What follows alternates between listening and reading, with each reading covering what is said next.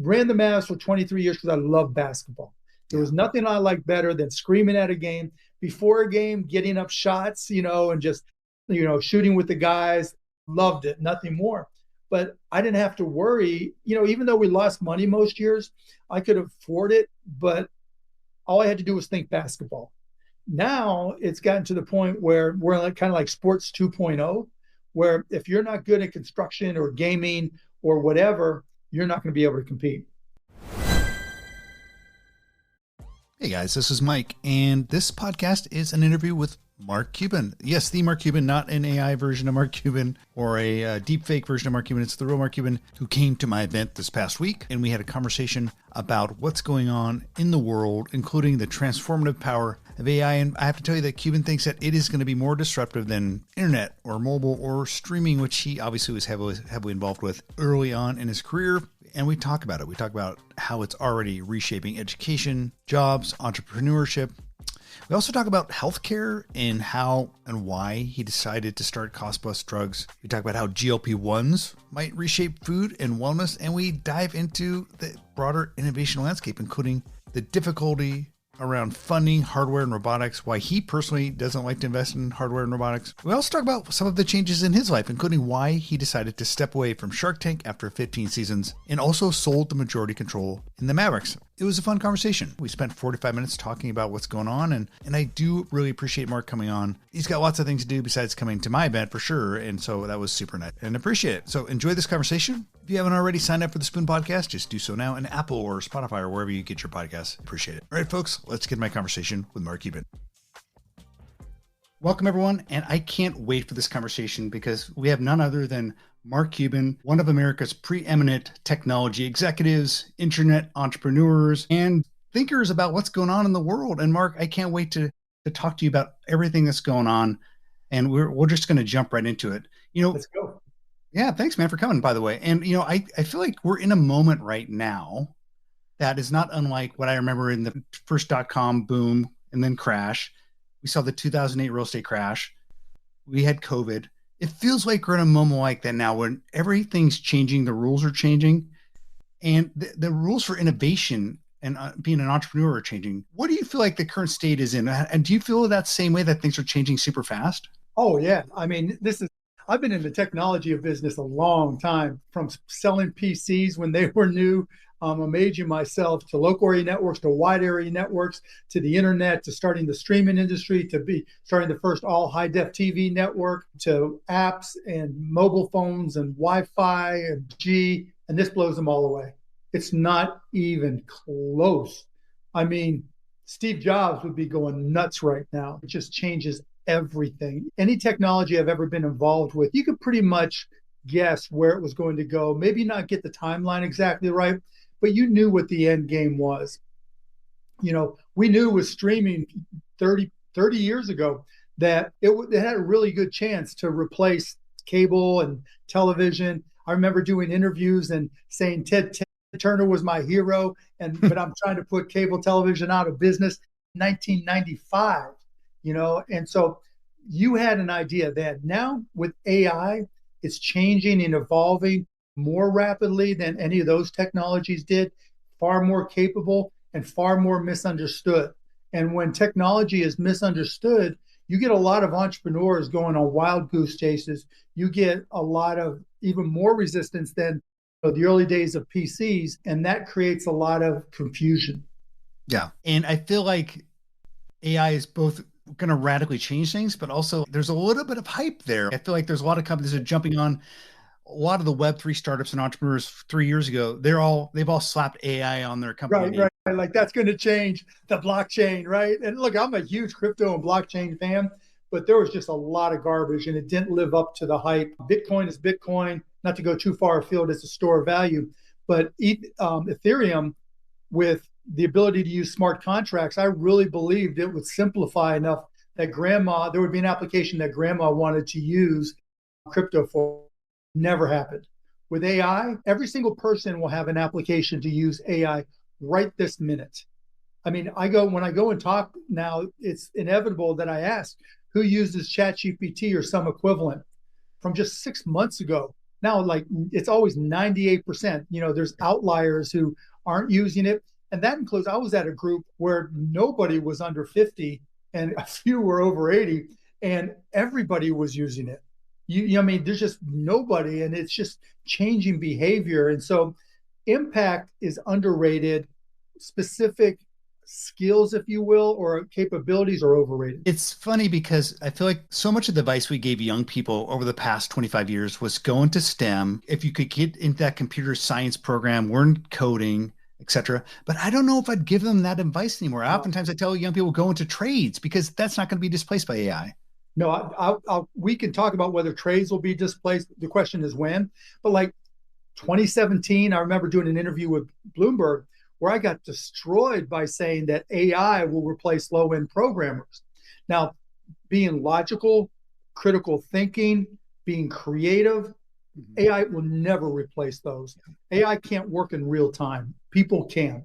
But in terms of STEM and going to college, you still need to go to college because college will evolve. AI will have such an impact 2, 3 years from now.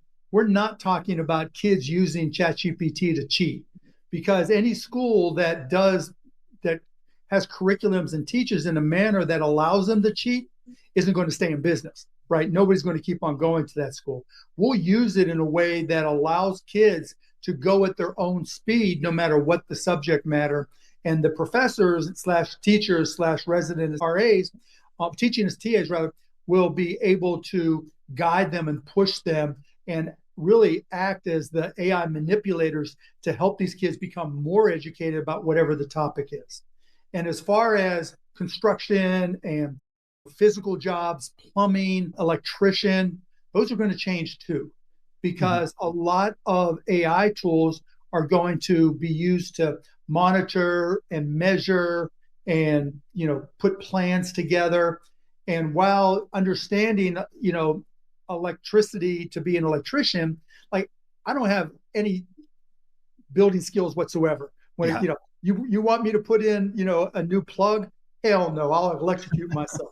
But with AI, I just point my phone at it and it'll guide me through it. Yeah. And so while electrician is far more skilled than just putting in a plug, I don't know that a lot of those capabilities aren't going to be impacted so much that it'll be simplified to the point that a lot more people can do the job. And so while going and being an apprentice for any type of skill like that is valuable, you're still in that trade are going to have to know how to use AI and understand what it does. And I guess the bigger point is there is no job that won't be touched by artificial intelligence, whether it's an optimization, in some cases replacement, some cases creating new jobs because you know how to use AI. It goes in all directions. There's so many questions already piling in, and we'll get to some of the folks' questions. But I do want to ask you about what we're seeing today with kind of the growing environment of distrust around science and innovation. Certainly, this administration is de-emphasizing science and trust in those long-standing institutions that have really kind of provided pillars to the American life for so long. What do you think of that? Do you think like that is going to have a destabilizing impact on government and life? Well, I don't see it as a positive for sure. I mean, the second and third order impacts are certainly negative, whether it's not trusting science or scientists or research or defunding them. But hopefully it's only a 4-year time frame. And if you look at a longer time frame, 10, 20, 50 years, which science typically evolves over, then it's a blip. Because I think at some point, and again, I'll go back to AI. AI doesn't care about your feelings, where now, not to get too deep, but everything is driven to us by algorithms. Almost everything that we consume right now, other than just going to a basic portal page or front page, home page, all of our social media drives to us based off of algorithms. And those algorithms aren't there to educate us. They're there to maximize revenues. And so in an algorithm and AI that's trying to maximize revenues on a social media app where it earns more the more you click, the more you scroll, then it's kind of contrary to true education. And so that's led us down that rabbit hole of people getting pushed to anti-science, people getting pushed in different directions. AI outside of that social media algorithmically driven rabbit hole is completely different. Now, you can create an AI that's trained on misinformation, but that's going to be hard because it's so expensive. You're seeing these companies that are competing to be the top models, right? Sounds like a TV show, but those competing to be the top model are spending tens of billions of dollars, often per year. And so they're not going to make that investment and constrain the data that they're being trained on, particularly since it's so competitive. They have to be better than their peers and their competitors. And so the bigger point here is I think AI models reduce misinformation. And you even see, the Trump administration with their AI executive order here recently, saying it can't be woke and this and that. But again, AI doesn't care about your feelings. And so I think that's going to be a tool for reduction of misinformation. And you see that with Grok, where Elon Musk kind of added these guardrails, quote unquote, that led it to be anti-Semitic. And once that came out and was, put out there, Grok either had to change it, which they did, and apologize, which they did, or lose traffic because, you don't want to be in an AI platform, driven by one person. You want it to be trained on data and be honest in its output. Your point around this is being temporary blip, the one where I have about a longer standing impact is the brain drain and kind of people moving away from the US and scientists saying, hey, let's go to Canada, let's go to Europe and put our base of operations there because America isn't welcoming. That isn't easy to get back. Well, I think we can get it back depending on what comes next. But at the same time, you're right. The real balance of trade, the real trade deficit is intellectual capacity, right? It's like, what's our brain, trade balance? It's always been import. We've always had a trade deficit because we import more than we export. Now we're going to have a trade surplus because we're exporting more intellectual capability than we're importing. And that is the ultimate balance of trade that matters. And I agree with you. Like right now, that going out the door is a real problem. It's worrisome. There's some great questions. I'm going to interweave them with my conversation with you. Scott Heiminger asked he says, thanks for putting a spotlight on inventors and entrepreneurs.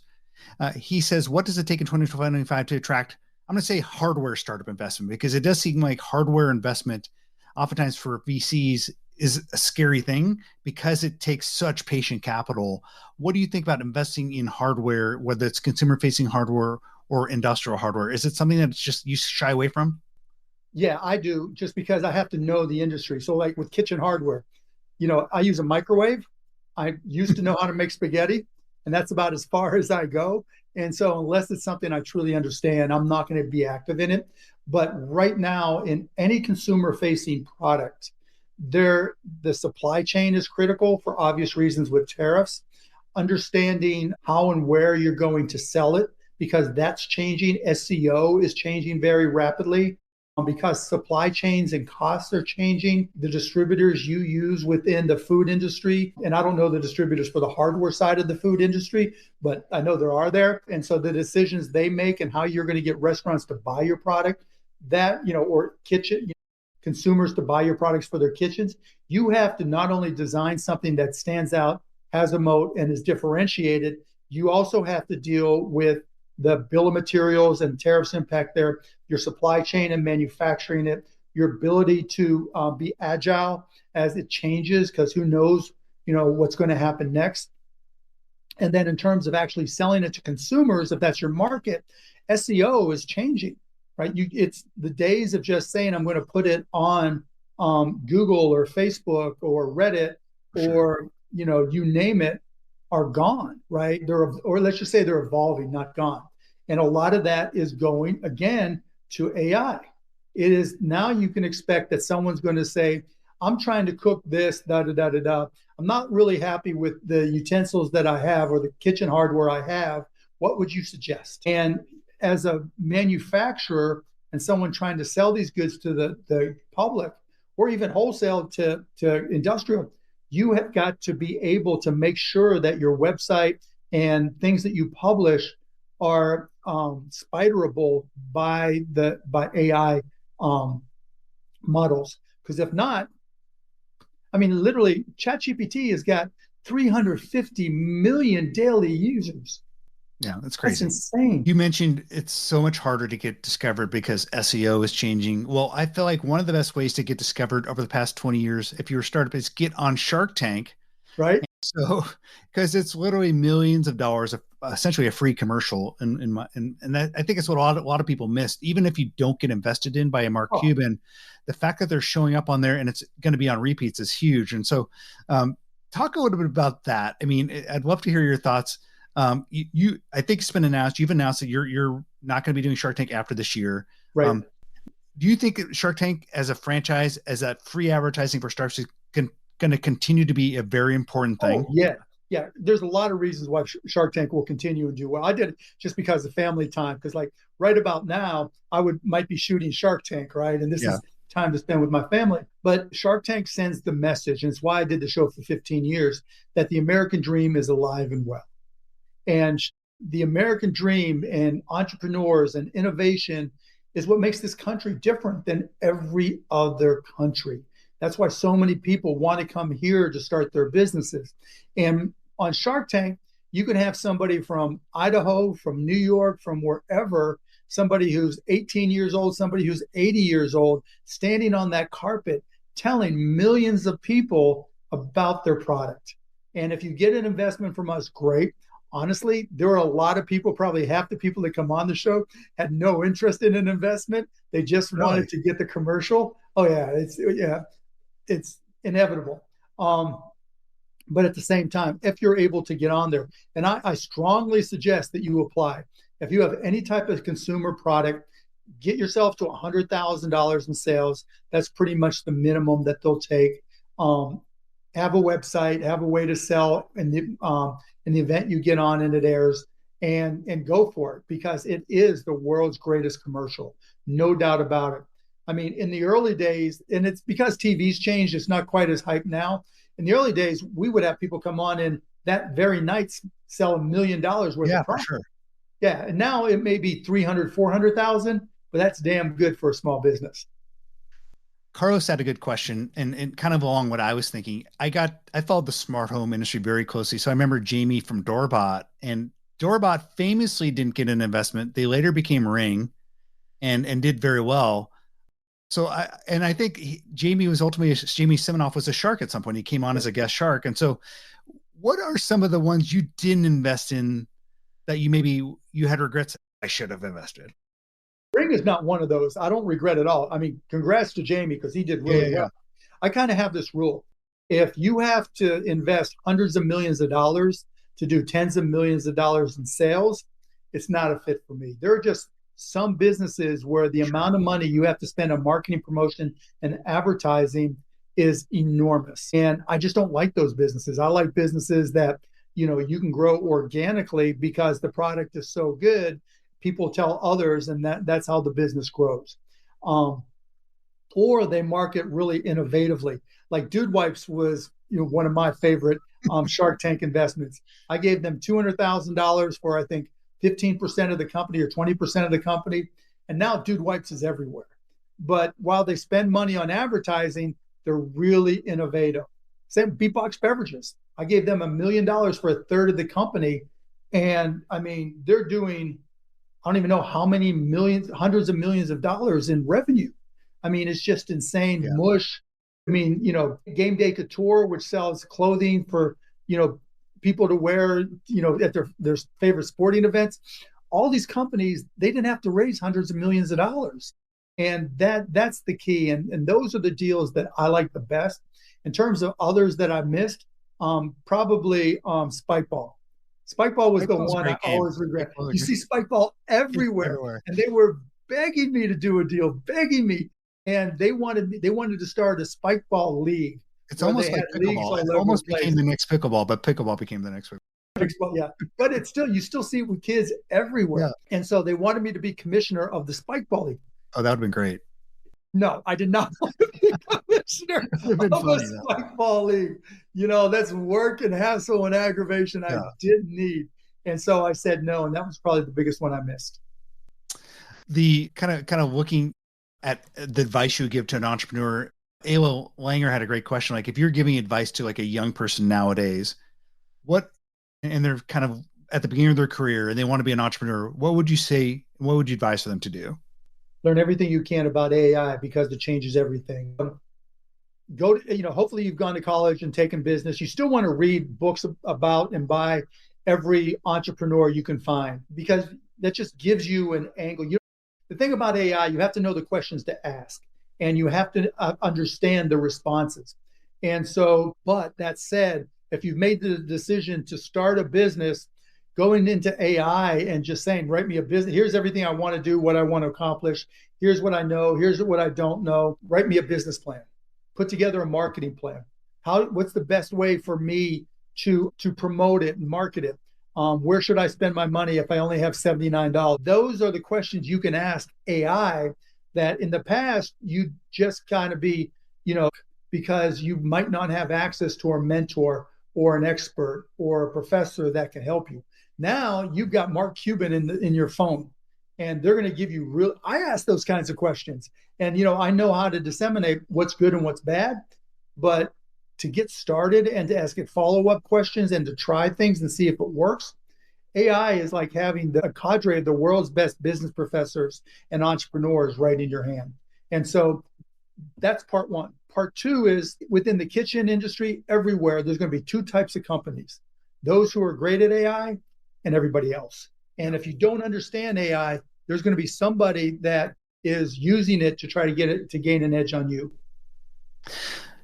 You're also onto a new company, which I thought was amazing when it launched, Cost Plus Drugs, because so many of us have gone to that prescription counter and we may not have the right insurance, whatever. And it's just everyone is impacted by the cost of medicine. And so you decided to start Cost Plus Drugs to provide generics to people. I'd love to.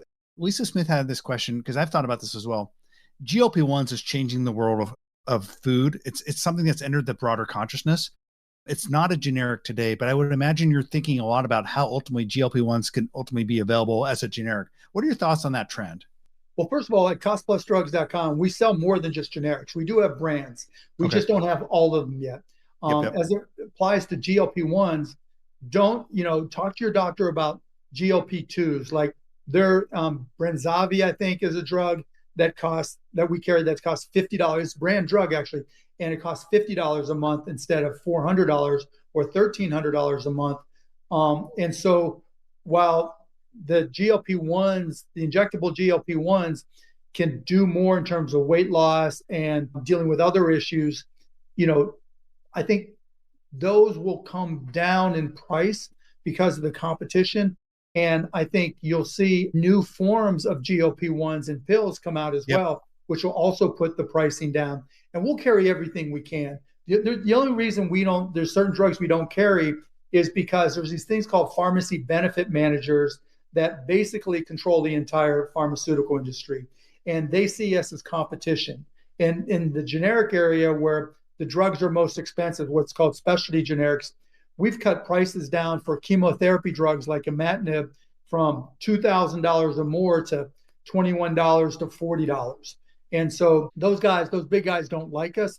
All that said, as entrepreneurs, running businesses, working for small businesses, if you have a high deductible plan, you don't have insurance, there's a good chance that we carry your medication, and there's an even better chance that you can pay cash through us and it'll be cheaper than your deductible and out of pocket.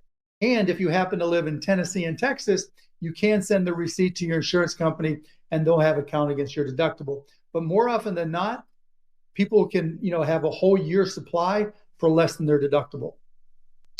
So go to costplusdrugs.com and check it out. There's no downside. And let me just add real quick, the way we work, when you go to costplusdrugs.com and you put in the name of the medication, when it comes up, we show you our actual cost. Okay. This isn't just like one price. We show you our actual cost. We only mark it up 15%. And then if you want it mail order, it's $5 for the pharmacist and $5 for shipping. Or we have local pharmacies and you can do a pickup there. So we're completely transparent. You know exactly what we pay. And as our volumes go up and they're going up fast and our prices go down, our costs go down, our prices go down with it. So check us out, costplusdrugs.com. I mean, one of the things that living in America brings with it is what seems like a very broken healthcare system. And so I think part of it, fixing that, is getting lower cost prescriptions. I've often thought about, as we see the arrival of agentic AI, there's people already starting to create essentially a nutritionist agents that essentially act as your agent. I do think like as a first line of defense, if you can't get in to see your doctor right away, AI could essentially give you some advice. Oh, I do it all the time, right? Yeah, Yeah, I mean, like I've had to, we all get all you have to deal with stuff. And I'm putting in questions there. And let me just tell you this, like I have to take this thing called Synthroid for hypothyroidism. And I also needed more iron after I got my blood tested. I had no idea that taking them both at the same time didn't work. My doctor didn't even realize that. So I would take my iron at the same time I took my Synthroid when I got up in the morning, and the Synthroid was barely working and my iron levels weren't going up. I put in ChatGPT, can I take these things at the same time? And it said, hell no, do not take them at the same saved. time. It said you have to have 3 hours between them.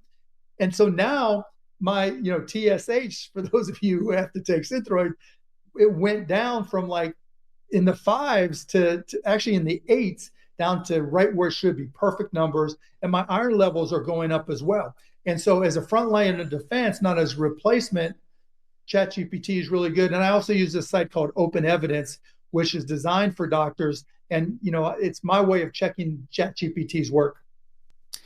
Eric Schulze has a question about, why don't you invest in more speculative investments? Is it because of the CapEx, or do you feel like you do invest in more speculative investments? Oh, I invest in very speculative investments. It really comes down to whether I understand the industry and whether I think the entrepreneur has something that's differentiated and protected. What often happens with inventors, no inventor creates something thinking it sucks, right? Every inventor, whatever they make, they think it's the best. That's why they're making it. But it's also hard for inventors to be self-aware when it comes to their product relative to the market and what it's going to take. Honestly, I like inventors. I like helping them. I don't like investing in them. Just like I don't like investing in doctors, because they're so smart and they're so focused and they're so into what they're doing. It's really hard to be objective. Now, doesn't mean I never will, doesn't mean I haven't, but it's rare. I really prefer something that has a moat. And inventions, particularly in the kitchen industry, are hard to have a moat around them. And I think that you probably have a good idea of the type of person you do like to invest in, because I think on Shark Tank, it seems so much it's about the team and that amazing entrepreneur. Is there someone that when you see someone on Shark Tank, you do, oh, this person's going to be a great entrepreneur, I want to invest in them? A Yeah, if quality? they're really into selling their product. In Okay. my mind, sales cures all. There's never been a business that's succeeded without sales, obviously. But more importantly, if a great entrepreneur loves their product so much that all they want to do is sell it, because it's not selling, it's helping. This spatula is so amazing. If you don't buy my spatula, and let me just tell you why, because da da da da da. And they're walking up to people on the street talking spatulas.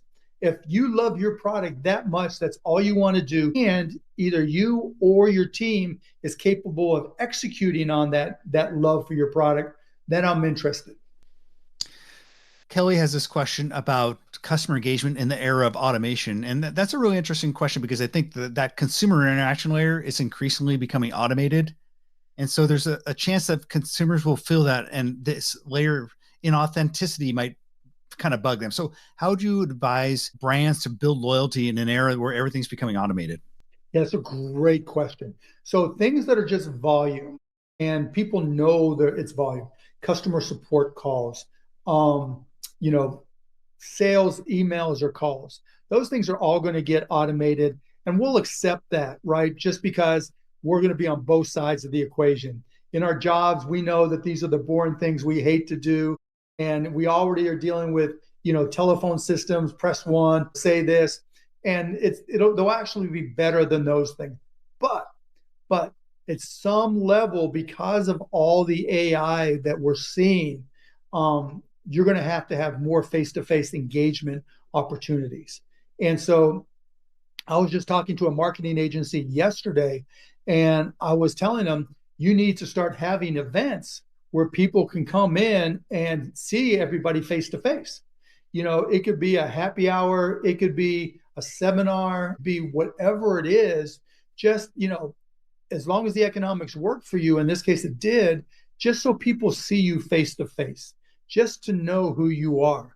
It's kind of like during the beginning of the pandemic, we went to Zoom, and everybody was so uncertain that Zoom was okay, but the minute the pandemic ended, even if we were working from home, we were going to more concerts, we were going to more sporting events, we were getting out of the house, we had cabin fever.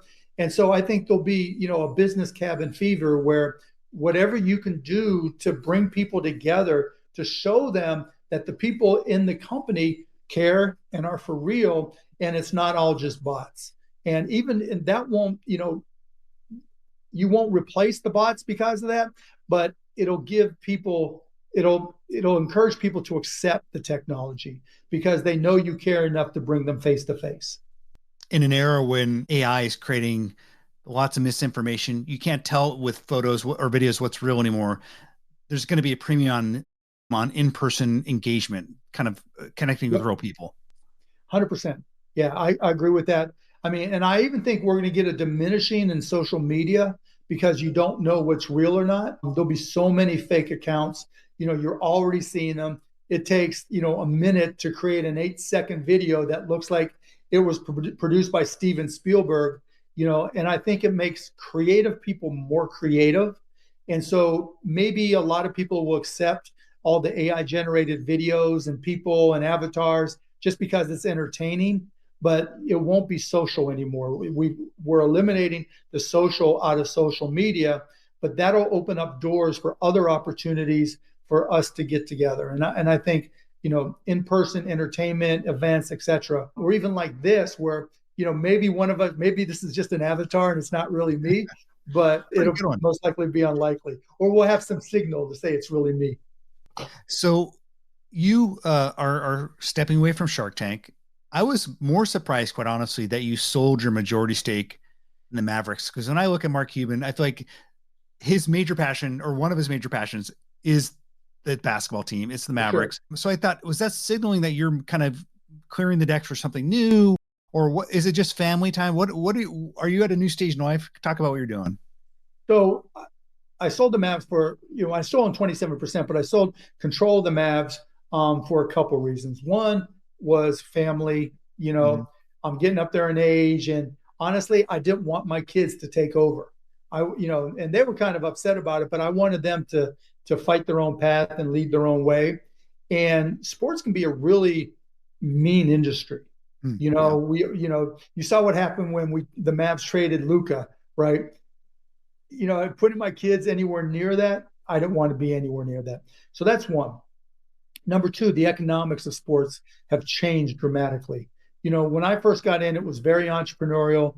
Almost every owner was just an individual, some rich guy or girl that, owned their team out of passion for sports. And then slowly but surely it changed to where, there's private equity because the teams got so expensive. But because, new TV revenues and all these other revenues, really, in order to be able to compete, you've got to know real estate. Every new sports deal involves some amount of real estate, a new arena, a new stadium, areas around there. I don't want to be in the construction business. I ran the Mavs for 23 years because I love basketball. There was nothing I liked better than screaming at a game, before a game, getting up shots, and just, shooting with the guys. Loved it, nothing more. But I didn't have to worry, even though we lost money most years, I could afford it, but all I had to do was think basketball. Now it's gotten to the point where we're kind of like sports 2.0, where if you're not good at construction or gaming or whatever, you're not going to be able to compete. And you always knew, by the way, there's no other asset that appreciates like a sports team. And it's to the point where looking at what the Lakers sold for and what the Celtics sold for, you almost have to be, there's only like maybe 10 people that can maybe buy the teams now. Like it's like, well, yeah, that's why there's so much private equity, right? I mean, all those deals, the people had to raise more money. And they didn't buy, well, the Celtics did. The Lakers just bought, he already was an owner, so just bought enough incrementally to get control. But it's just like, one, okay, I sold probably for too little, but two, I'll still be okay. But more importantly, it's gotten away. And I said this to Adam Silver, the commissioner. It's not entrepreneurial anymore. When I first got there, like the first 10 years I owned the Mavs, the value of teams went down.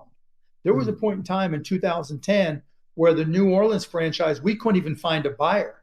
There was nobody who would buy it, and the league had to take it over. And so I don't think it's inevitable that sports valuations will continue to go up, but it just is not as entrepreneurial as it used to be. Now in those meetings, the last meetings I was at, it was like every discussion was about valuations as opposed to improving the league. And I was just like, that's just not where I want to be. And by the way, as a Seattle Sonics old fan, thank you for supporting bringing the team back. At some point, we need to bring them back. Yeah, I was the only one. Me and Paul Allen were the only ones. I always remember that. So as you think about kind of white spaces in technology, we talked about AI. What's next? Is it quantum? Do you see an area that if you're investing that you're excited about, or you're looking for startups, maybe there's not a lot in? I don't really fully understand quantum, so I haven't done anything there. But I just think there's so much more with AI. But let's talk about what people don't understand about AI. AI is not smart. It doesn't think. It just memorizes and anticipates. It's like the world's best autocomplete, right? So you know how you start writing in your address and then it finishes out your address, or you start putting in a sentence and it finishes the sentence and you just hit forward and enter and then it types it out for you. That's effectively what AI does. What AI can't do is truly think and understand. And I'll give you an example. If you show AI a video of a kid knocking over a glass of orange juice, and you show them 20 different kids knocking over a glass of orange juice, and then you ask it, what's the rule that causes orange juice to be knocked over? It can't answer you. And if you say to it, is there a law that causes the orange juice to fall? It can't answer it. It doesn't understand the world itself. You have to ask it a specific question in text. Whereas a little kid who's knocking over the orange juice, if you have a 3-year-old that knocks over orange juice and gets scolded by mom or dad, and then does it again and gets scolded again, by the third time, it knows if it pushes that orange juice, it's going to fall off the table. That little kid is smarter than the smartest AI because it doesn't have to ask anybody a question. It already knows. AI has to be asked a question it won't already know. And then just in terms of real world and real time, right this millisecond, so much is happening around the world, and AI has no access to that information. And there's always going to be new things that happen in real time, and AI can't accommodate that latency. People can't. Literally, like full self-driving cars aren't quite there yet because you can't anticipate everything. But if I take my 5-year-old mini Australian Shepherd, Tux, and put him at an intersection and Tux sees cars, Tux knows not to cross the street. And so my dog is smarter, and many Australian Shepherds are smart dogs, but it's smarter than a lot of self-driving cars. And so, when people talk about, the Terminator, I just don't see the path right now. Maybe something changes. And also part 2 to that is you've got, Perplexity, ChatGPT, Gemini, Grok, Claude, all these different, competing AI models that are spending tens of billions of dollars. Not one of them is, there's not going to be just one. Yeah. They're going to continue to compete, and their whole models are built on what data they can train on. And so you're going to have, really smart people who are going to realize very quickly, and this is what I say to doctors and researchers and scientists, I'm like, it used to be publish or perish. Now if you publish on the web, you're an idiot because every AI model is going to pick up on it, and the value of that IP has been decimated. If instead you create your own Substack or your own IP silo and sell it to those models, you probably can play them off against each other and get paid a whole lot of money for it if it's important. And so, which is maybe one of those reasons those people, those scientists who leave, can make even more money selling their IP to to AI models, but no one is going to control all the IP in the world. And that's going to mean each one is smarter in one area or another than the other. And on top of that, there's going to be hospitals, research organizations, et Mm-hmm. cetera, who create their own models. And then our kids, our 5-year-old kids, our 10-year-old kids, in 10 years, they'll all have their own models. It'll be your own little digital twin. And it'll be like, okay, you want to sell me, this new bubble gum? Talk to my digital twin. And if it, decides it's okay, then I'll buy it. There'll be millions, billions of models.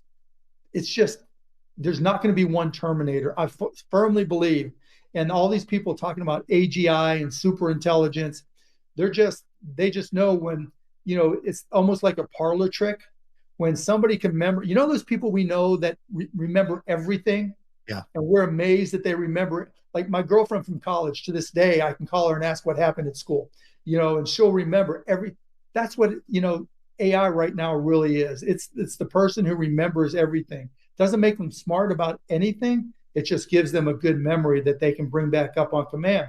And so I don't think, based off of what I know now, what I've seen, there's going to be one dominant AI. And so when people say AI as if it's just this one singular thing, no, there'll be a lot of competitors. Well, what do you think about, because there's a lot of conversation in the world of food, it's just the arrival of robotics. And partly because labor is such an issue, but we've seen a lot of investment by Apple, Elon, in humanoid robots. What do you see for the future of robots, maybe in the home or work environments? Do you think they take the form of humanoids? Do you think that's an area that you think is going to grow? I don't think they really, I mean, just from a sales perspective initially, because it'd be really cool, right? My robot, and as the humanoid robots get more skills, it'll be cooler. But I don't think humanoid robots win the day, because I think, like Alexa, those of us who have Alexa feel very confident just talking to nothing and asking Alexa questions, right? Alexa, what's the weather? Alexa, this, that. And we're more interested in dealing with the things we need to deal with. And so if you can make the robot look accommodating and nice, it doesn't have to look like a person. It'll take on whatever shape has it do it has required, allows it to do the best job. That's what I'm trying to say. I've been using, being in the world of cost plus drugs, I've been using this over the counter continuous glucose monitor, and I've been shocked at what my blood sugar, having real time access to the blood sugar. Yeah. But it made me think a lot about the fusion of humans and technology. And so the idea of like neural implants, for example, what are your thoughts about the fusion of humans and implanting technology and where that's going? Are we going to be cyborgs in the future? Do you think this is? I mean, people with disabilities, meaning like you were in a horrific accident or you had a traumatic brain injury, yes, because the alternative is far worse than taking a risk with a Neuralink. But I think more likely, just like your CGM, in order to determine if it's working for you, you go get your blood tested, right? And so I'm assuming that's right, and so, and you look at your glucose levels like I do and a lot of us do. And if it's over 100, it's like, shit, okay, now what, etc. So I think really the first step is understanding the precision and the way our own bodies react to different inputs. So like I get my blood tested, I go to Quest Diagnostics every 3 to 6 months. And what I've learned over time, my body's not as resilient as I used to be when we were younger, right? Things that we could do before can't really do. But foods that I eat now, I don't take a lot of supplements, but the iron supplement that I took, or the medications I take, my body interacts differently with them today than it did 5 years ago. And so to answer your question, I think we'll start to get a lot more precise data about our own bodies first. And knowing that the inputs, whether it's our exercise, whether it's food, supplements, whatever it may be, we'll take that and use blood and other indicators and combine those two and then track them and trend them to see how the markers are going. And in the past, we used to gauge how healthy we were by benchmarks that applied to everybody kind of like us, right? You're male, you're 50 to 60. Well, that's a big range, right? Not every 50-year-old is the same as a 60-year-old. And trying to fit in that benchmark makes no sense whatsoever. And I think the first step will be we'll learn to customize the information that we receive to us individually so that your glucose numbers aren't going to be the same as mine. Well, Mark, we've taken a lot of your time. I really appreciate you doing this.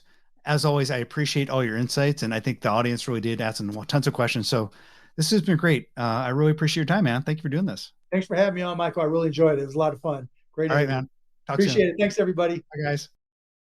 Well, that was it. That was my conversation with Mark Cuban at Smart Kitchen Summit 2025. We'll be back next week. If you are new to this podcast, just go to spoon.tech, check out the podcast page. We have a bunch of hosts exploring this intersection of food and innovation and so much more. So I hope you enjoyed those podcasts. Please subscribe, and we will talk to you all very, very soon. If you enjoyed this episode, why not share it with a friend? And don't forget to give us a 5-star review. You'll find more content like this on the spoon.tech/podcasts.